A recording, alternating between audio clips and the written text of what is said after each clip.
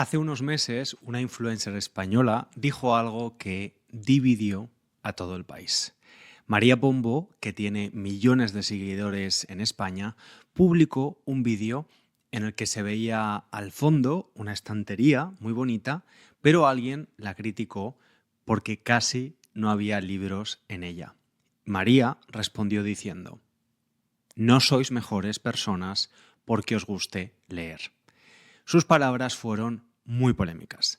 La mitad de Internet dijo que estaba equivocada, la otra mitad le dio la razón. ¿Y tú, estudiante, qué piensas? ¿Crees que leer nos hace mejores personas o simplemente es una afición más, como jugar al tenis, cocinar o ver películas? Hoy vamos a hablar de lectura, de empatía y aprendizaje de idiomas. Estudiante, te doy la bienvenida a otro episodio de Intermediate Spanish Podcast, el podcast de Spanish Language Coach. Yo soy César, profe de español, y antes de continuar te recuerdo que puedes leer la transcripción gratuita de este episodio, usar la traducción al inglés, hacer el ejercicio de comprensión y practicar el vocabulario con las flashcards que hemos preparado para ti en SpanishLanguageCoach.com. Y voy a empezar con una pregunta. ¿Cuál fue el último libro que leíste? ¿Lo recuerdas? ¿Fue ficción o no ficción? Si te gusta la ficción, probablemente eres una persona imaginativa que disfruta leyendo thrillers, novela histórica o romántica, o de ciencia ficción o de misterio. Bueno, y si lees no ficción, seguramente tus estanterías estarán llenas de ensayos, biografías, libros de autoayuda y cosas así. Tú prefieres entender el mundo tal y como es. En mi caso particular, yo ahora leo ficción y la disfruto muchísimo, pero durante mucho tiempo sentí que necesitaba aprovechar al máximo cada minuto del día y eso incluía la lectura. Por eso, cuando apartaba tiempo para leer, lo hacía para aprender una nueva habilidad, para aprender más sobre algo en concreto. En aquel entonces yo pensaba que leer ficción no servía para nada, no era más que un pasatiempo y sentía que no era útil en absoluto. Y me temo que esto que me ocurría a mí es un sentimiento compartido por muchas personas. De hecho, el otro día leí una entrevista en el diario El País a Irving Welsh. A lo mejor el nombre no te suena, pero es el autor escocés que escribió Trainspotting. En esta entrevista comentó que los hombres jóvenes han dejado de leer novelas. Las únicas que leen ficción, en términos estadísticos, son mujeres. He buscado datos y efectivamente es así en países como España, Reino Unido, Estados Unidos y muchos otros. Y yo, hasta hace unos años, formaba parte de ese grupo de hombres jóvenes que no leían ficción. Pero lo que más me llamó la atención no fue el dato, sino su reflexión al respecto. Welsh hablaba de que nuestros hábitos de lectura tienen consecuencias reales. Si no lees ficción, pierdes la capacidad de ponerte en la piel del otro. Y por eso es tan importante, porque según él, la empatía se entrena leyendo. ¿Te parece una opinión curiosa? A mí sí. Pero lo cierto es que he buscado información y esta opinión tiene una base más seria de lo que parece. Un equipo de psicólogos de las universidades de York y Toronto hizo un estudio sobre este asunto en 2009. Se preguntaron si los lectores de ficción son más empáticos porque leen o simplemente las personas más empáticas de por sí eligen leer ficción. Analizaron la personalidad de los participantes, su género, su tendencia a meterse en las historias y la conclusión fue que, independientemente del resto de factores, leer ficción y ser empático van de la mano. Lo que no sabemos es si la ficción te hace más empático o, al ser más empático, eliges ficción. Probablemente las dos cosas se retroalimentan, ¿no? O sea, que aunque suene un poco extraño, la ficción puede ser el gimnasio de la empatía. Y según los datos, los hombres jóvenes pisan menos ese gimnasio que las mujeres. Pero cuidado, aunque la lectura tiene beneficios, hay un dato adicional en ese estudio que me parece muy revelador. Leer no ficción se asoció con mayor sensación de soledad. Leer ficción, sin embargo, con todo lo contrario. Si tú eres una de esas personas que no leen ficción, te animo a hacerlo por experiencia propia y entiendo que te cueste, como me pasaba a mí, y creo que esto depende de varios factores, ¿no?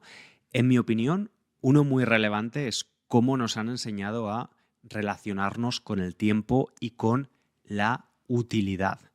Leer algo que no sirve para nada, entre comillas, genera culpa y durante años se ha considerado que leer ficción solo era un entretenimiento.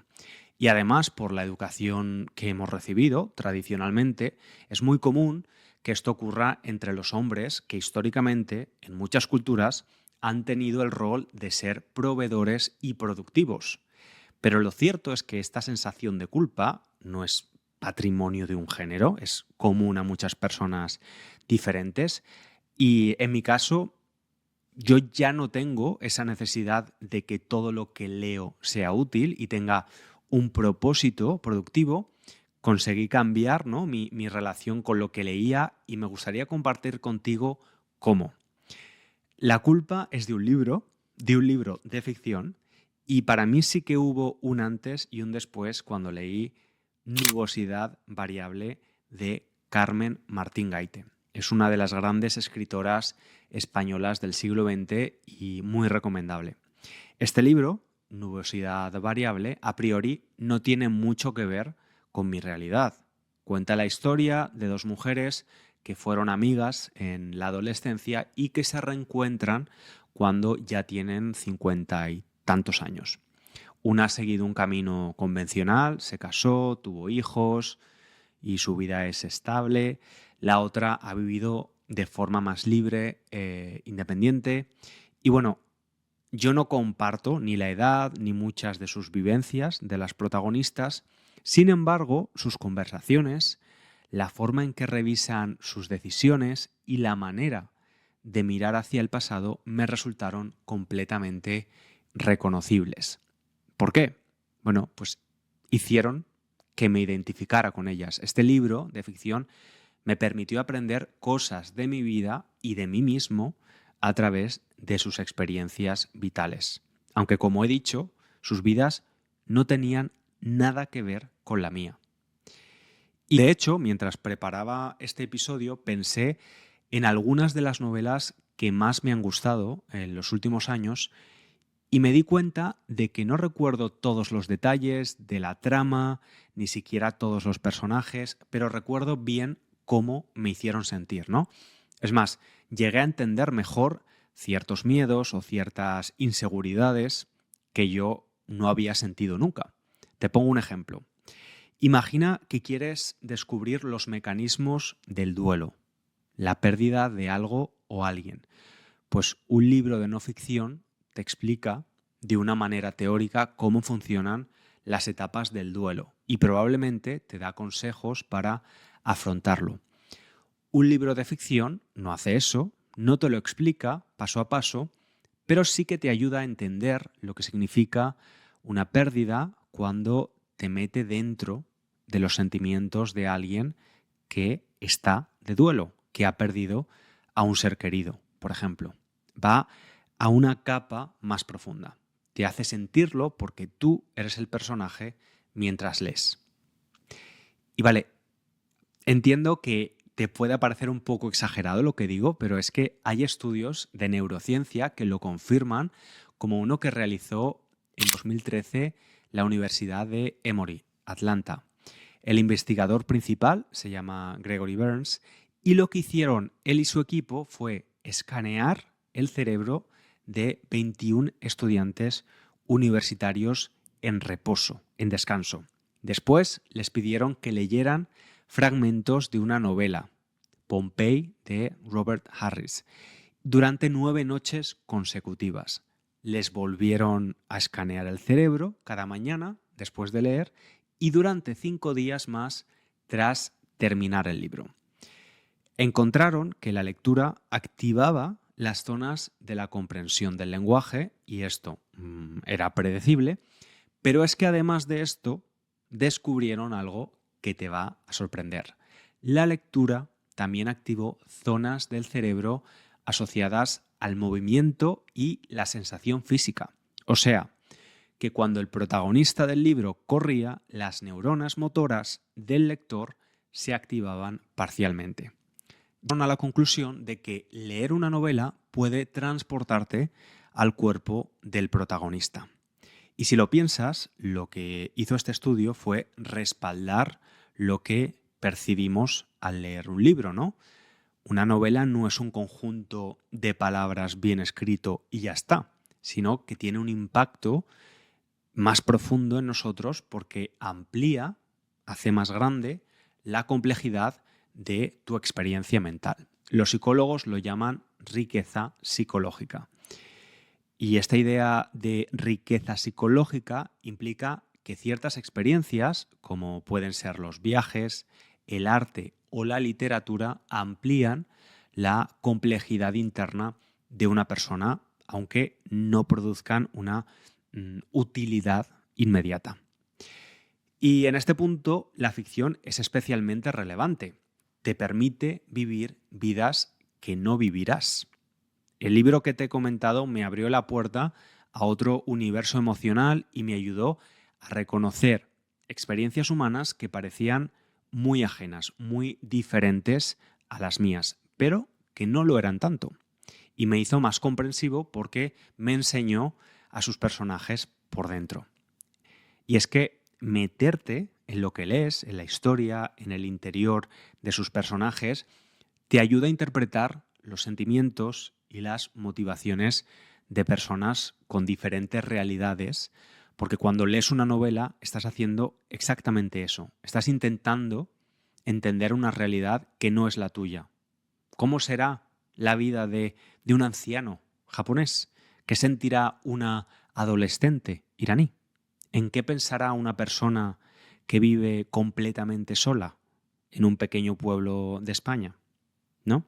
Por cierto, fíjate en el tiempo verbal que empleamos aquí. ¿Cómo será la vida de un anciano japonés? El futuro.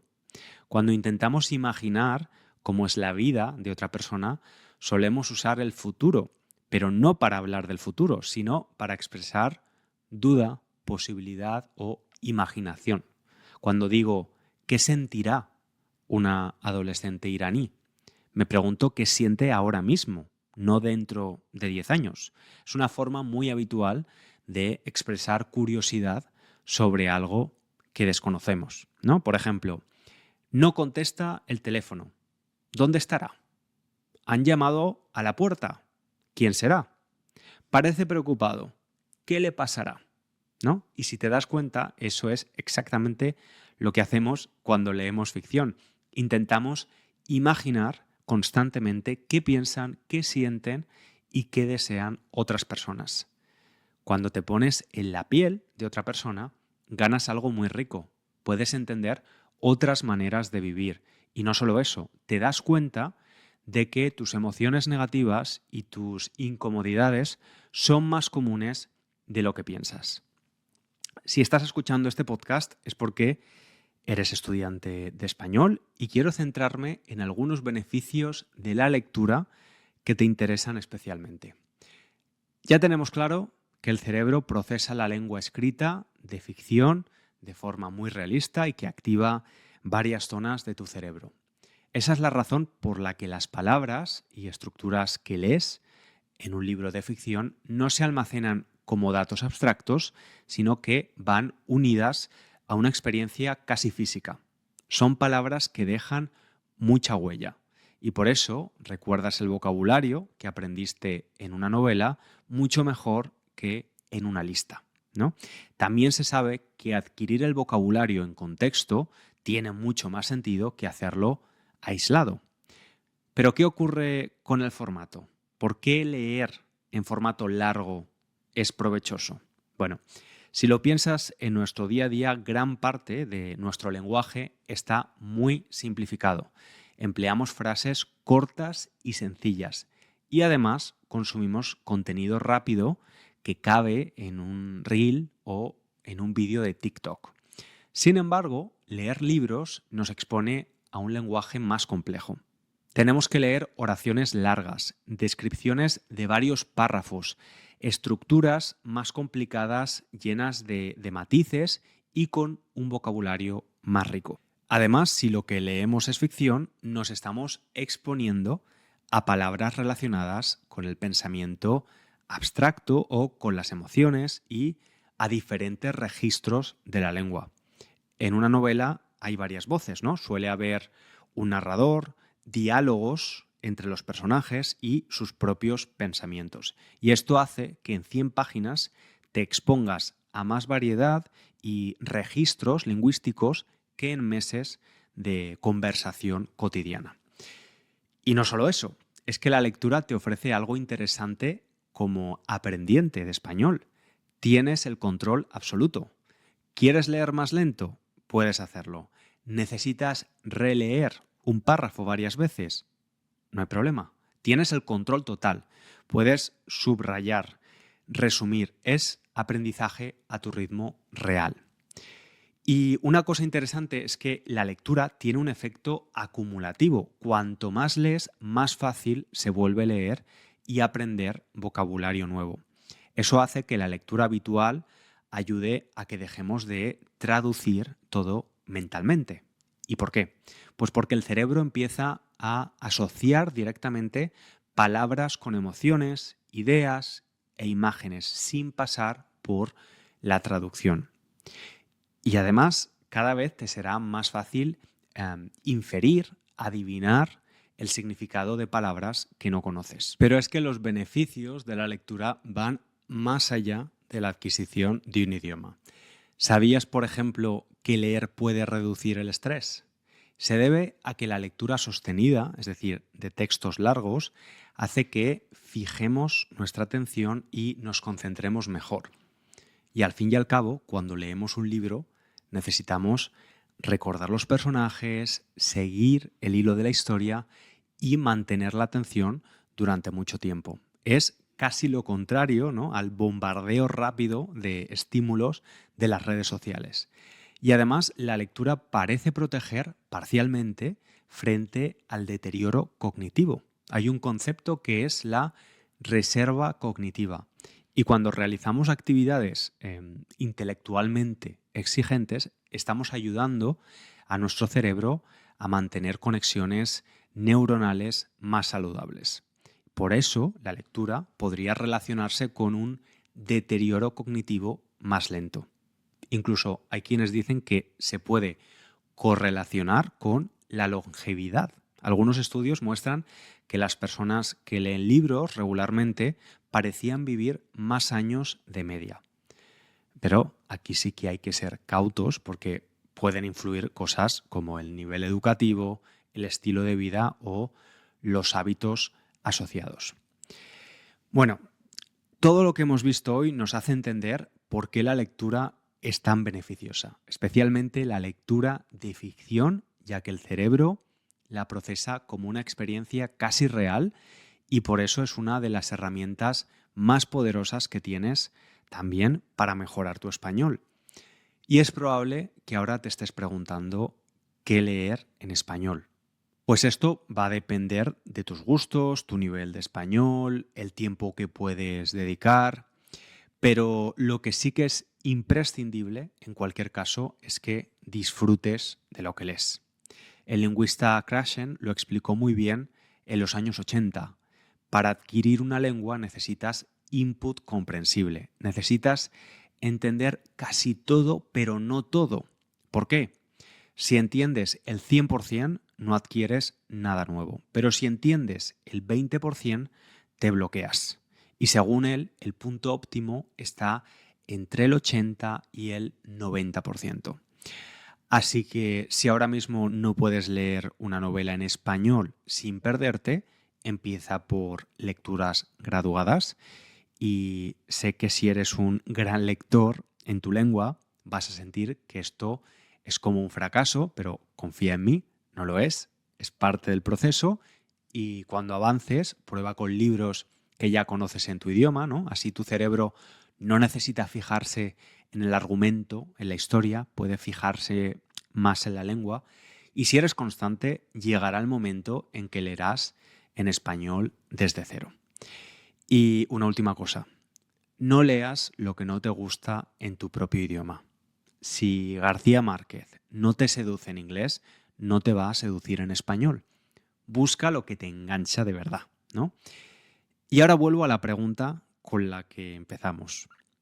¿Leer nos hace mejores personas? Bueno, quizás María Pombo tenía razón en una cosa. Leer no te hace mejor persona de forma automática, pero lo que sí hace, sobre todo la ficción, es ampliar tu mundo interior. Te da acceso a vidas que no vivirás, a emociones que no has sentido todavía y a otras formas de ver el mundo. Y si además lo haces en español, pues ganas algo más. Empiezas a pensar, sentir e imaginar en la lengua que estás aprendiendo. Eso, estudiante, no se aprende en una lista de vocabulario. Así que tengo curiosidad. Cuéntame, ¿lees ficción o tienes o has tenido alguna vez esa sensación de que la lectura de novelas es no productiva? ¿Cuál es la novela que más te ha gustado en los últimos años? Cuéntamelo en los comentarios, te leo y además es una forma fantástica de practicar tu español escrito. Y si este episodio te ha parecido interesante, te pido un pequeño favor, estudiante, clica el botón de seguir o suscribirse. Y también puedes valorar el podcast con 5 estrellas o recomendarlo a alguien que esté aprendiendo español. Y si quieres aprender más y mejor, ve a la web a usar los recursos gratuitos SpanishLanguageCoach.com. Nos escuchamos en el próximo episodio. Un abrazo grande.